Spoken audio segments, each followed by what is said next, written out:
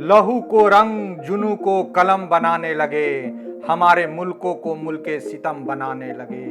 किसने छीन ली इन बच्चों के हाथों से मिट्टी, जो हाथ कल खिलौने बनाते थे वो आज बम बनाने लगे। जय हिंद दोस्तों, आज हम लोग खुदीराम बोस के उस कहानी को जानेंगे जो मात्र 18 वर्ष की आयु में देश के लिए फांसी पे चढ़ गया। खुदीराम बोस का जन्म 3 दिसंबर 1889 को पश्चिम बंगाल के मिदनापुर जिले के बहुवैनी नामक गांव में बाबू त्रैलोकनाथ बोस के यहाँ हुआ था।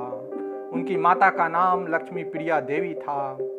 बालक खुदीराम बोस के मन में देश को आज़ाद कराने की ऐसी लगन लगी कि 9वीं कक्षा के बाद ही पढ़ाई छोड़ दी और स्वदेशी आंदोलन में कूद पड़े। मिदनापुर में युगांतर नाम की क्रांतिकारियों की गुप्त संस्था के माध्यम से खुदीराम बोस पहले से ही जुटे थे।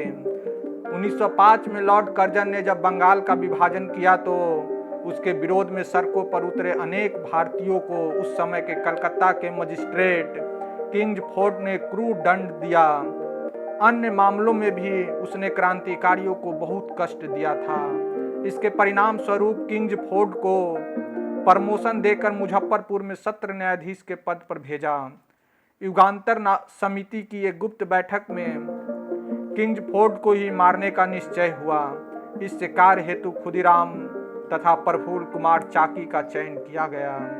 खुदीराम को एक बम और पिस्तौल दी गई तो वही प्रफुल्ल कुमार चाकी को भी एक पिस्तौल दी गई। मुजफ्फरपुर में आने पर इन दोनों ने सबसे पहले किंग्सफोर्ड के बंगले की निगरानी की। उन्होंने उसकी बग्घी तथा उसके घोड़े का रंग देख लिया। खुदीराम बोस तो किंग्सफोर्ड को उसके कार्यालय में जाकर ठीक से देख भी लिया था।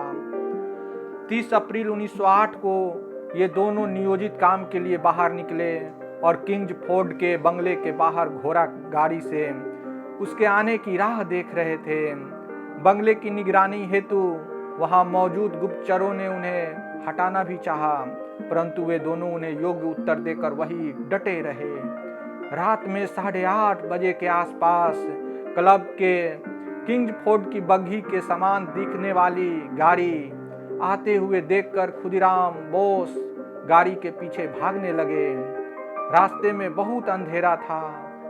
गाड़ी किंग्सफोर्ड के बंगले के सामने आते ही खुदीराम ने अंधेरे में ही आगे वाली बग्घी पर निशाना लगाकर जोर से बम फेंका। हिंदुस्तान में इससे पहले बम विस्फोट की आवाज उस रात 3 मील तक सुनाई दी थी। यूं तो खुदीराम ने किंग्सफोर्ड की गाड़ी समझकर बम फेंका था, परंतु उस दिन किंग्सफोर्ड थोड़ी देर से क्लब से बाहर आने के कारण बच गया। दुर्भाग्यवश से गाड़ियां एक जैसी होने के कारण 2 यूरोपीय स्त्रियों को अपने प्राण गंवाने पड़े। खुदीराम बोस तथा प्रफुल्ल कुमार चाकी दोनों ही रातों रात नंगे पैर भागते हुए 24 मील दूर स्थित वैनी रेलवे स्टेशन पर जाकर ही विश्राम किया, परंतु अंग्रेज पुलिस उनके पीछे पीछे लग गई और वैनी स्टेशन पर उन्हें घेर लिया। प्रफुल्ल कुमार चाकी को जब पुलिस पकड़ने गई तब उन्होंने स्वयं गोली मारकर अपने जान देश के नाम दे दिया। तो वही खुदीराम बोस को पुलिस ने गिरफ्तार कर लिया और एक छोटी सी मुकदमा चलने के बाद उन्हें फांसी की सजा सुनाई गई। और वो दिन 11 अगस्त 1908 को भगवत गीता हाथ में लेकर खुदीराम बोस धैर्य के साथ खुशी खुशी फांसी पर चढ़ गया और देशवासियों को एक संदेश दिया, जो अब तक न खौला वो खून नहीं पानी है, जो अब तक न खौला वो खून नहीं पानी है, जो देश के काम ना आए वो बेकार जवानी है। तो दोस्तों, उम्मीद है आप लोग को ये कहानी पसंद आया होगा। आप अपना सुझाव हमें कमेंट करके बता सकते हैं। तो अभी के लिए इतना ही। जय हिंद।